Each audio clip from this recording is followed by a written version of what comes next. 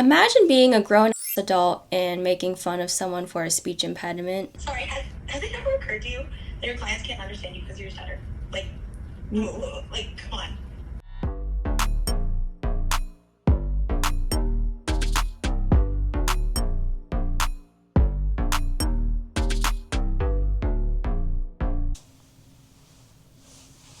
Is that a shadow?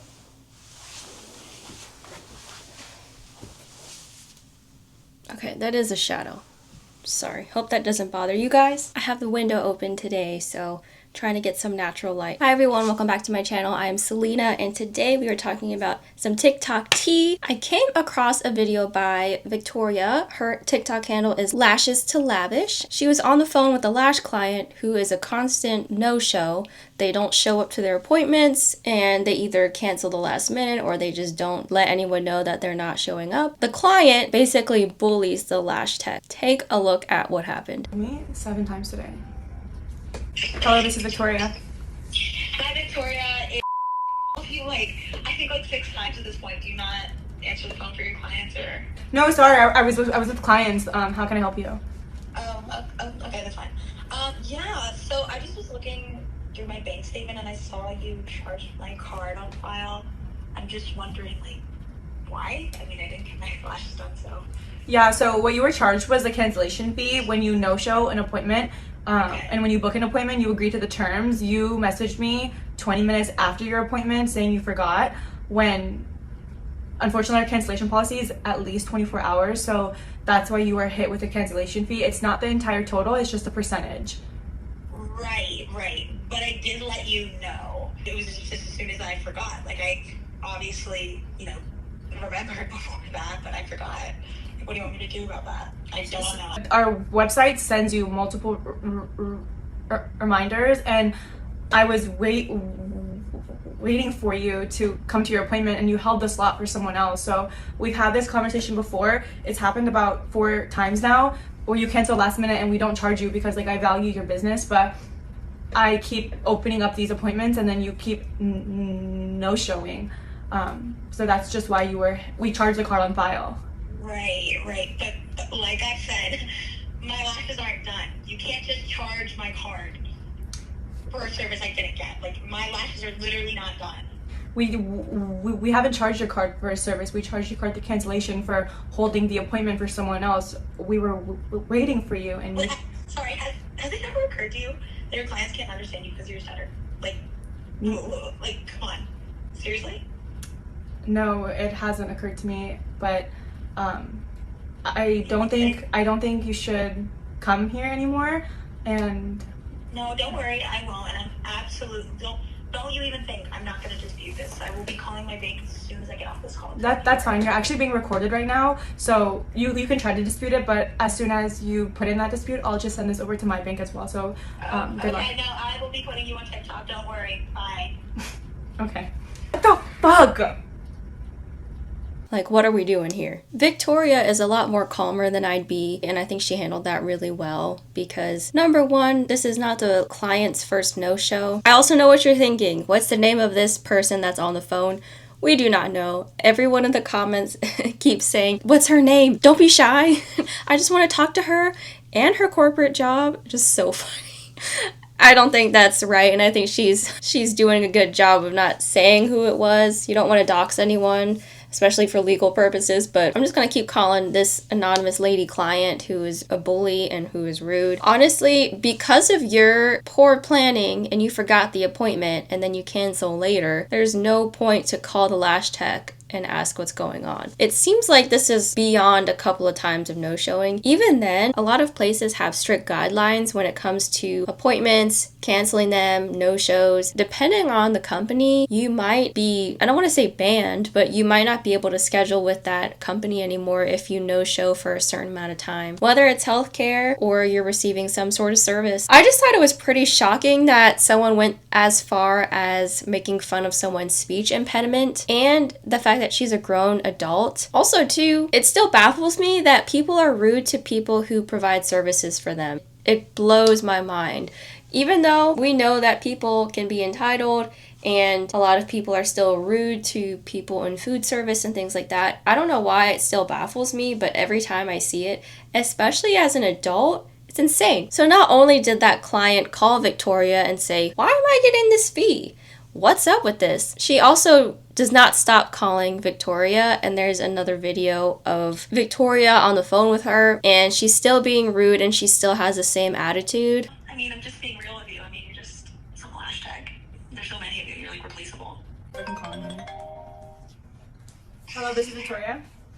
Hey, Victoria, it's What's up? How can I help you?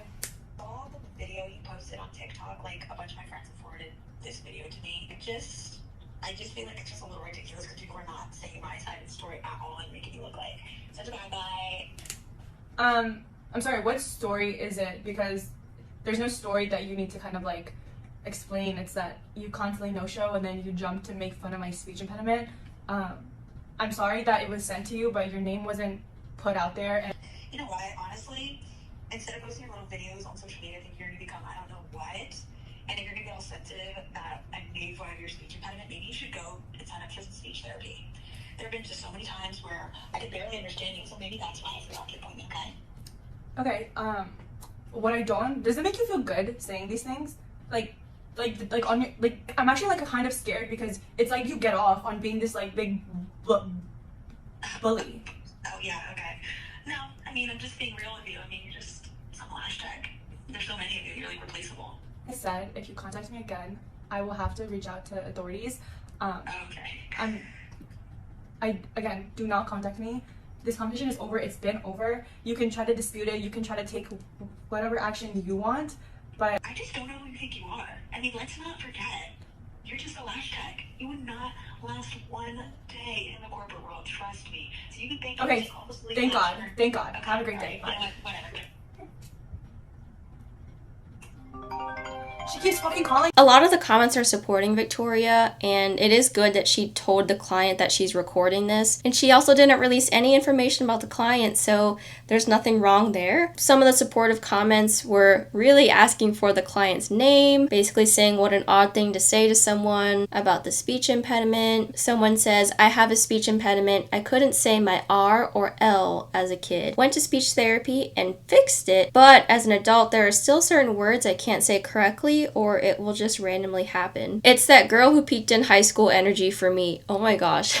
I totally see that for sure. Someone said, "Okay girl, it's time. Release her name. You're replaceable, so why doesn't she just replace you and leave you alone?" That is such a good point. It's really just a power trip for that client to keep calling her, and because she got that fee that one time after no-showing 4 appointments. What's really annoying about no-shows is that you have to prepare for that appointment and you're taking a slot from someone else. There's just other things that go into it, but essentially you're still wasting someone's time, point blank period. Imagine being so insecure that you result to making fun of someone with a speech impediment. The fact that her friends knew it was her without mentioning her name shows what kind of person she is. Post her name so no lash tech worldwide will take her business. I don't care about her story. She's a bully and no-showing is a charge. Like, get a life, stop calling stalker. That also is something to note too. Companies had to put no-show policies in place because this has happened so often, especially when you sign that you agree to the terms and conditions of the no-show. A 24-hour no-show notice is pretty fair. She had 24 hours prior to her scheduled appointment time to cancel it, and I think that's more than fair, honestly, especially if you get a lot of reminders. Those reminders are so helpful. For my dental cleaning, I get like 3 reminders. I get when it's created,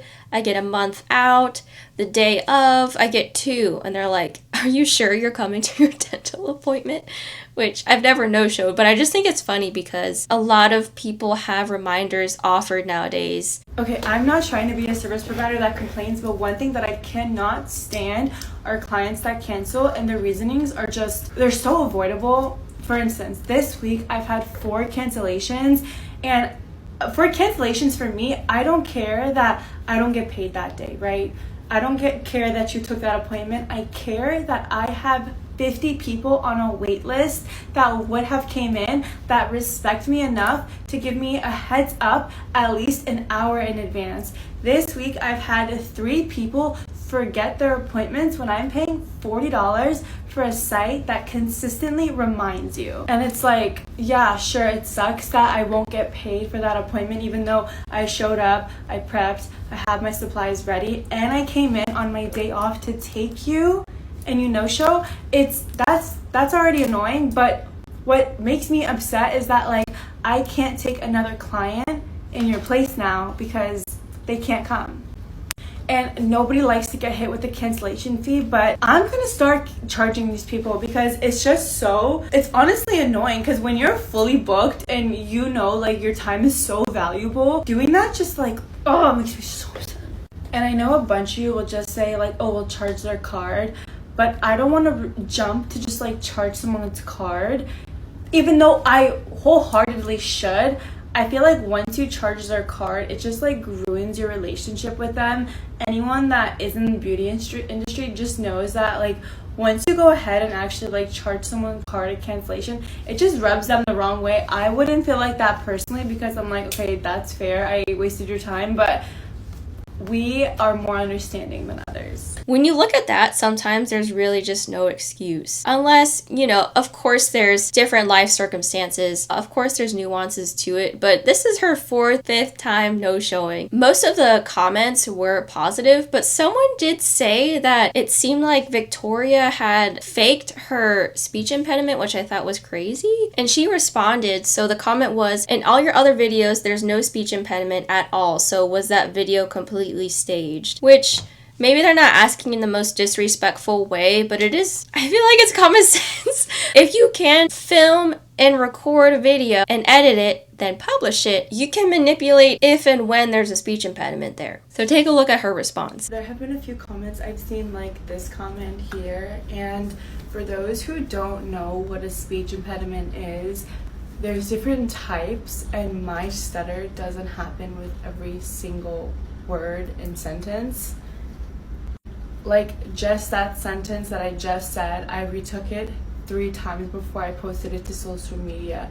If I were to post every single mess up on every single sentence, I don't think that content would do well. It may resonate with some, but I don't want my entire page just to be mess ups of my stutter. And if you just searched it up for a second online, it would say the same thing. When I'm filming, I can take multiple takes, I can slow down, I can speed it up. So, you got me. I like how respectful she is, even when she's in the heat of the moment of that client yelling at her and being rude, and even to this response. And she even has another video where someone asks for advice for their brother with a speech impediment. So, you know what? More power to her, because she's showing her character. She's been doing lashes for at least 7 years. I saw another video where she says she is a licensed esthetician too. If anything, I think this is a lesson that if someone is still being rude to you, trying to tear you down, that saying, you know, kill them with kindness or stay true to yourself, good things can come to you. And I think that client got karma. We don't know her name or anything like that, but honestly, she probably did get some sort of karma if you believe in that. If you don't believe in karma, let me know if you agree with this statement. I think whatever energy you put out into the world, it will come back to you. So if you're nice to people, I think they will be nice back. Not all the time, of course. I do think most of the time, if you are a good person, hopefully good people will come to you. But what do you think about this whole situation? Are we too old and grown to be rude to people? Like, I'm not saying if you're a kid, it's okay to be a bully or it's okay to make fun of someone. No, absolutely not. But when you don't get what you want and then you start throwing a temper tantrum, especially as an adult, yeah, that's going to be a rude awakening everywhere you go. And for you to feel entitled to do that by someone who gives you a service, that's insane to me. But you know what? Maybe I give people the benefit of the doubt. There's always some sort of story to discuss. So let me know if there's a story that you want me to cover in the comment section down below. That's it to this story, but go check out Victoria's TikTok if you have one. If you do like lashes, yeah, hit her up. See what her services are all about. I've never had fake lashes. I've had like the ones that you glue for like a dance competition, but these are my lashes. Anyways, okay. That's it for today's video, y'all.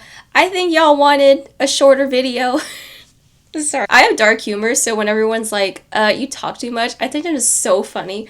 But anyways, yeah, I mean, it's my channel, so I'm just gonna keep talking. But I got really passionate in that video with the nurse and the med pass just because of, you know, patient rights. This video didn't warrant that long of me talking. Let me know in the comment section down below, what's the perfect amount of time for a video? I actually prefer watching longer videos, especially when I go to sleep. I listen to other YouTubers talk at night, so I don't have regular hour-long videos, but I listen to hour-long videos. What would you like to see from me? Do you like these little 15, 10-minute, 30-minute videos, 20-minute? What do you want? I might listen to you. I might just keep on talking. It just kind of depends. But anyways, all love from over here. You guys are so funny. Thank you again for all of the love and the support. I look forward to seeing y'all in my next video. Like, share, subscribe. If you don't, I just appreciate you being here. And I will see y'all in my next video.